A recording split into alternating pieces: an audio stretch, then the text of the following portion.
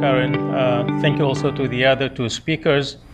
We have, I think, heard all three of them at least emphasizing the importance of evidence-based policy planning and implementation, and the kind of contribution it makes in terms of helping boost growth and poverty reduction, at least based on the numbers that we've seen here.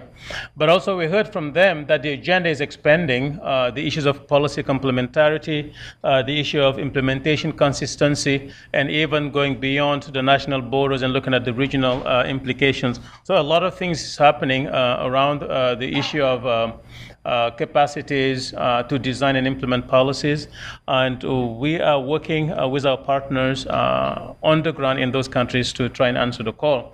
And we're very appreciative of the support and the partnership we have also with institutions like USAID and others.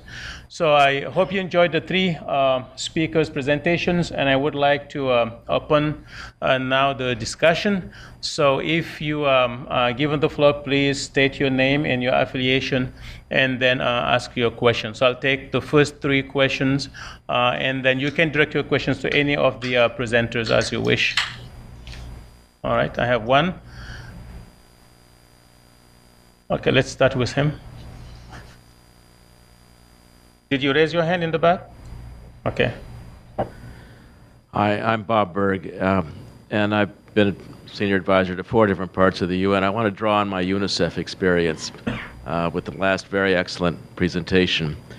And that is that I'm worried that a constraint on research would be initial political questions about it.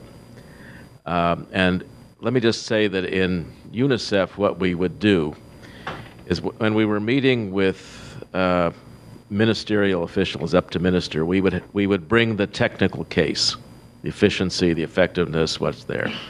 At the political level, however, we would bring a political case, and we would say, here's our evidence that there's no serious opposition. Here's our efforts, our emphasis, that are our records in which there is political support for this kind of thing. It was an entirely different level of dialogue and different argumentation. And it may well be that in dealing with the political level, one needs a different kind of evidence than we heard today. Maybe modern leaders need both, but I just don't want to see in numbers of countries where there may be political skepticism kind of a red light to proceeding, and I'd kind of like to see if it's possible to engage political leaders who may be skeptical. All right, thank you. Then we have another question. I guess this, anybody can answer that. Perhaps, Jeff, you spoke closer to what he was mentioning. Karen, all right. And then Karen maybe can take that one up. So, please. Yeah, Luke Bailey. I'm at the University of Maryland Geography Department. I was curious, through either the research or the CATA process, especially in light of presenting these findings, what are the arguments that you see being deployed in defense of the large-scale, expert-oriented growth strategy? Thank you. Thank you very much. I can take another question if there's one. If I go to the presenters, yes, ma'am. Hi, Adriana Herrera from SAIS. In terms of the particular cases, do you have some trends in the tools of policies that the African countries are trying to move forward? I mean, policy prices to public goods, or if you have some feedback in this sense, some trends in the policies. Trends in policies in which yes. sense? Mm-hmm. Whether policies are changing. Yes, okay. or what will be the move, the future in the policy instrument that will be desirable to develop the African agriculture. So whether they're moving towards the kind of policies that they will need to develop agriculture. Yes. Okay, very good. Karen, would you like, with the first comment, 2 different messages, a technical one and a political one, and maybe Shinshin can say something about large and small scale. Jeff did mention the need for better policies and what the challenges there. Maybe he can take on the last question. Yeah. Well, I really welcome that query and continuing discussion about how we deal with difficult issues, in difficult policy issues, and how we can use our research skills to move that forward. I think I would argue that yes, of course, if there is a political discussion which might open space for entrenched bad policies to be changed, then definitely that discussion should move forward. And if we can contribute to that, then we would be very happy to do so.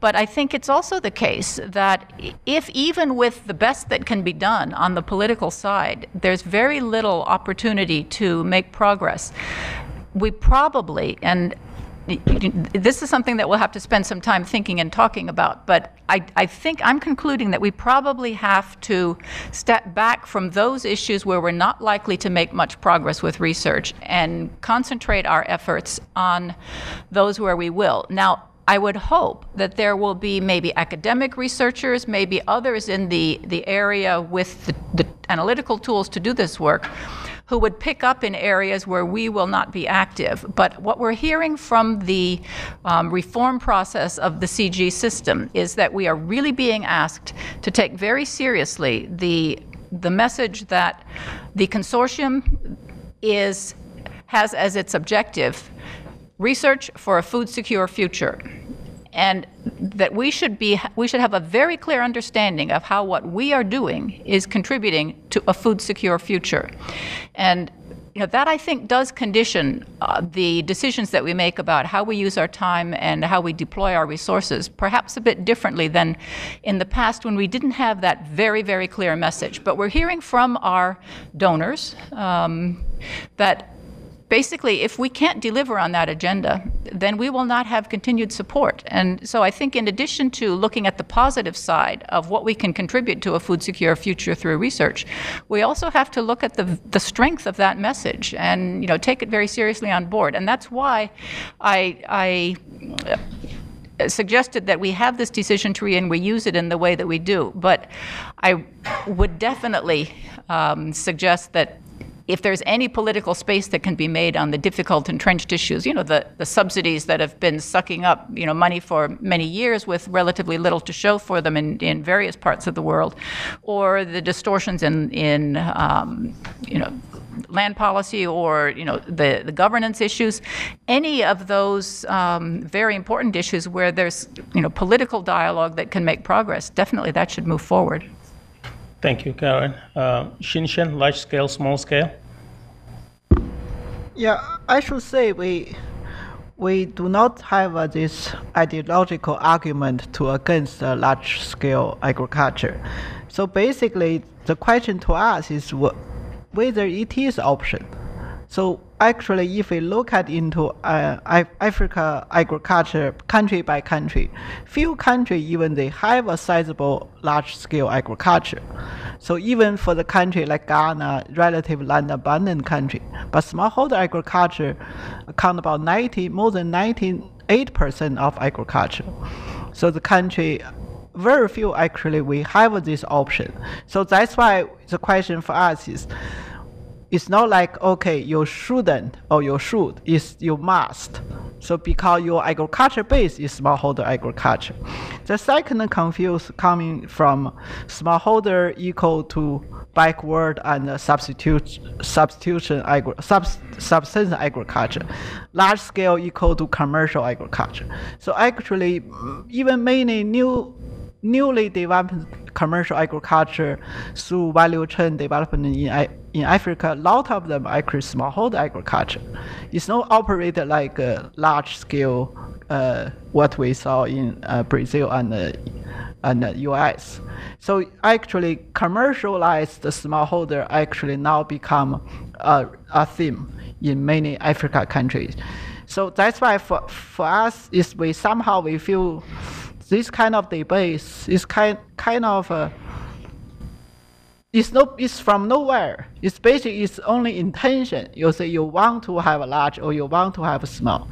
So and then there's a separate issue about recent development of large scale agriculture through the land investment. That's a different issue. I think it is possible a way to develop agriculture if you have available land, if you have foreign investment coming to the country.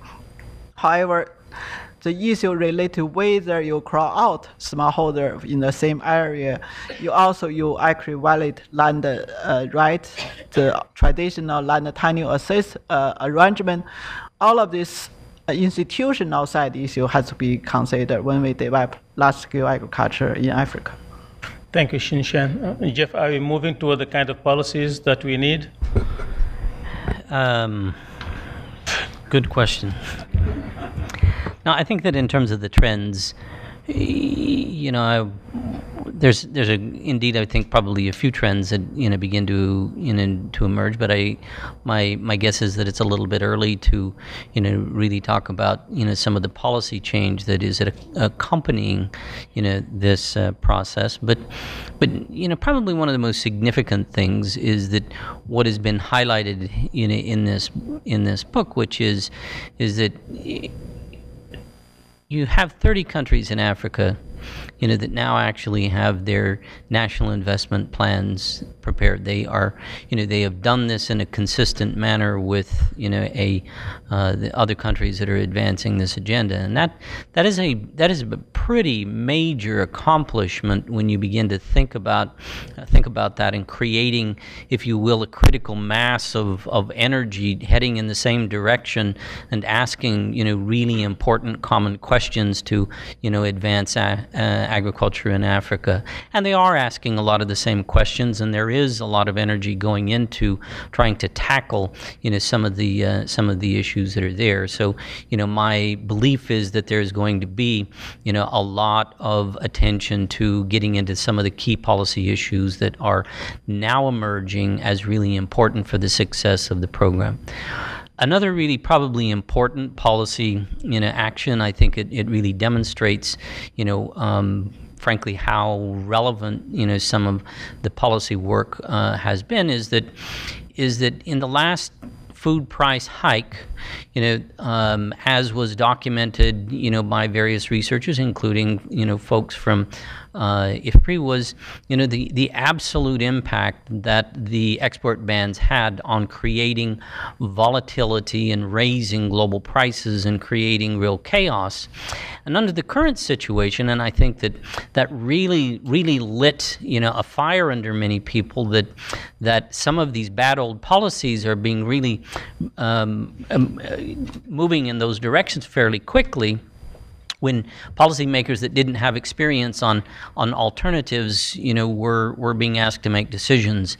A really major effort was put in, frankly, by many different parties to educate, folks about policymakers about, the impacts of that kind of a policy. And what you're seeing today, certainly the trends are that right now, under the current situation where we've got prices really quite high, is that there is much less intervention with regard to export bans. There's really a moving back from that in terms of letting stability be established in the system so that the response is more effective on that. So we're seeing people paying attention more carefully to some of the agricultural policies, and frankly, they were 5 years ago.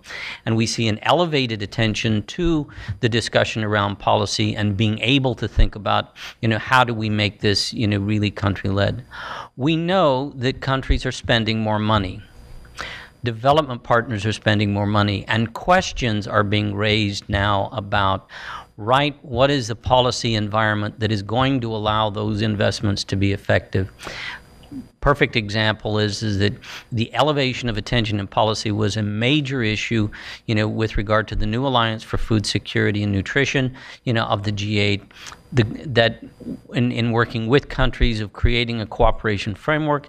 It had 3 parts to it, and one of the key parts was a recognition that policy is an important part of attending to this issue of poverty and hunger, and that it did secure commitments from countries and governments, to actually take on policy issues.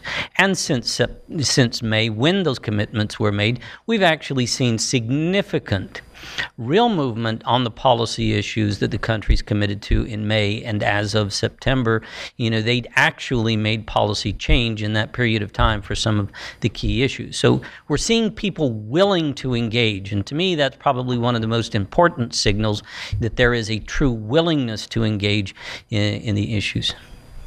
Did you have just a little small addition, Karen?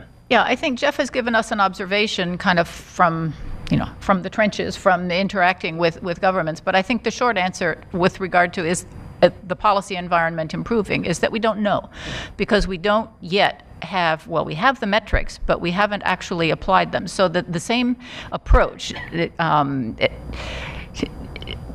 evidence-based assessment of what's happening that brought us to these decisions of allocation of public spending, we can also apply to the health of the policy environment. And we have one set of tools which has been sort of road tested by the work earlier that was done by Kruger, Schiff, and Valdez, and more recently in an update by Kim Anderson and his colleagues that looks at the overall policy environment. Now, the reading from that for the African countries, based on data from 2004, was that the policy environment had improved quite substantially. We don't know, it wasn't tested after that, but as of the 2004 window, the environment in Africa had improved quite a bit relative to the 80s and the 90s, but it had improved less than elsewhere in the world. And so Africa was still a little bit behind in terms of being a venue for competitive investment. So there was that reading, but we have the option to use those tools, update them, and keep a good reading. We also have the option, and I think there's an effort underway now to design it, to look at a different set of policies, not just sectoral and macro policies, but things related to the business environment and the climate for how agribusiness is conducted. Some metrics that help us understand what's happening there, and those are under development. So when we have those tools, we'll be able to do the same kind of work on policy that Xinshan and her colleagues were able to do on investment, and I think that's what we need to take forward.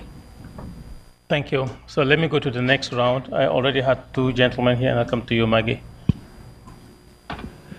Tim Mealy with Meridian Institute. I'm interested in learning more about whether the research that lies behind the book has matured to a degree that it can guide investment decisions, and I'm particularly thinking about the GASP, the Global Agriculture Food Security Program, which has both a public sector window and a private sector window. So is there enough information that's emerging from this research to provide guidance to the competitive investments that are made under a program like that? Thank you. And then I come to you, Maggie. Tag Demon from the Association of Public and Land Grant Universities. I'd just like to comment on the link between agriculture and nutrition. One of the things that, as a non-economist, I'm struck by is the fact that there are so many diffuse effects of in agriculture that are not captured often in models, and I don't know whether yours is or not, but the impact of nutrition on, say, cognitive development of children. There's a lot of evidence, for example, that increases in the quality of nutrition increase cognitive capacity by 10 to 20%, has a huge impact on health budgets in countries and human capacity performance. I believe a fellow by the name of Fogel got a Nobel Prize for his work on the impact of nutrition on the Industrial Revolution in England.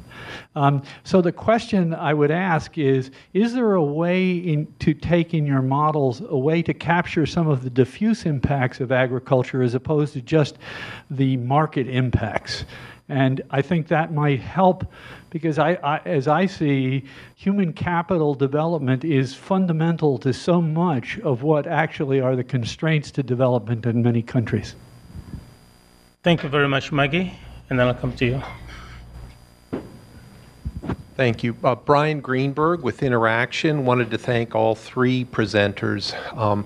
My questions really are for Xinshan. You made the point that the poverty reduction impacts of growth really depend on it being broad-based, and I wonder if you. But what that seemed to mean in your presentation was that it was a staple crop focus that got you to a broad base because lots of people grow staple crops, and Karen, I think, picked up on that point. But I guess what I'm wondering is here, there is also the issue of large and small scale that seems to come into play. So we have, if you will, a holding size or a land area, a population base, and a crop base, perhaps, to think about what broad-based means. And I wonder if you could sharpen the distinction between those or help us prioritize how we might think about what broad-based means, because it's so important to get from growth to poverty reduction. Relatedly, on the issue of growth, I wondered if you might be willing to share a little bit of your sense of the composition of the transformation index that you propose here. Presumably the issue is to get at how does a primarily growth strategy of additional investments for agricultural growth eventually become transformative. And I wonder if you might say a little bit about what you mean by the elements that we should pay attention to as part of transformation, and that those are important because we might then direct policies toward each of those aspects of transformation if we had a clear understanding of what those would be. Thanks. Thank you. Maggie, and I'm afraid that might be the last question because we're getting close to our end of our time here. Okay, very briefly. We've all heard a lot about land grab, and this is primarily for Karen, I think.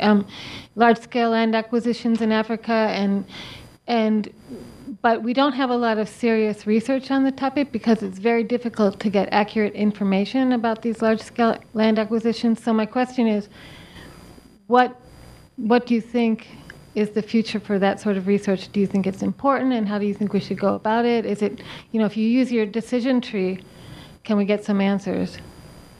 Thank you. Then we had a question regarding GASP. If there is no volunteer on the table, I can answer that one. Being close and being a member of the steering committee for GASP and part of the review process of those investment and proposals that are coming in. Can we capture nutrition related aspects and other issues related to agriculture within your models, Xinshen? And can you explain what broad-based mean in your presentation? I'm not sure we'll have time to go into ATI. It's just work that's emerging. We're not there yet. But if you have some time, maybe we can discuss that. But anything we say there is going to be speculative at this time. And then we have land, foreign investment inland. If Karen would have to say something about that relating to your decision tree model that you just presented. Would you like to start, Xinshen? Yeah, I should say at this moment, I don't think our tool is ready for agriculture nutrition analysis. I think the reason is for poverty, we can use household level data, but for nutrition, we have to use individual data, especially intra-household issue, children, mothers, all of this. So we are in the way to think about how to develop a better tool for this analysis. And then for the broad-based, actually it's true, the broad-based become a very loosely definition. People use it for all kind of purposes. But in our analysis, we define the broad-based basically from the participation point of view. So basically, I did mention in our model, the agriculture is defined not just by sector, but also by location. Of course, we cannot talk about highly disaggregated location, but we can easily capture geographic and agroecological conditions. For example, coffee in Rwanda, tea in Rwanda, actually can only be grown in certain area. Maybe in that area, you can become broad-based. But the point is, if you use that sector as a poverty reduction strategy for the country, definitely there's a limitation. On the other side, we look at the maize, look at the, I think it's Irish potato in Rwanda. Pretty much this kind of crops have been grown everywhere under all kind of agroecological conditions. So in this way, technology policy will be similar for different geographic location. So in this way, investment return will be relatively higher. So that's why we talk about broad-based from that point of view. It's from an economy-wide point of view. Okay. Thank you. Karen, how do you address foreign direct investment in land in your tree? Well, I think it's a really good question, and it's actually a really good one for the decision tree, because you can take it very clearly through the steps. Is there a problem? Yes, there's very clearly a problem, and it's recognized as a problem. What is the problem? It's greatest in Africa, where land rights are least well defined, but it's also showing up in Eastern Europe and Central Asia, and in places where I think in many other parts of the world there is demand for land, and it's showing up as active transactions, but it's not considered a land grab. There's not anything really uncertain about the land rights, and so it's simply a lot of activity on land markets. There are issues related to that, but it's really more in the African context where the tenure security issues and the land administration are still so fluid that the issues are most controversial. So is there a problem? Yes. Is there a solution to that? Yes. And it has a number of understood dimensions, doing more to provide secure land tenure for understand who has the rights, and then to register and document those rights, easing up rental markets so that once the tenure is recognized and secured, land can move through rental transactions, getting some low-cost approaches to documentation registry, and dealing with the land governance issues. So there's a lot, there are clear steps that can be undertaken to address the problem, which is constraining the opportunities for producers, and by indirect connection, the consumers as well.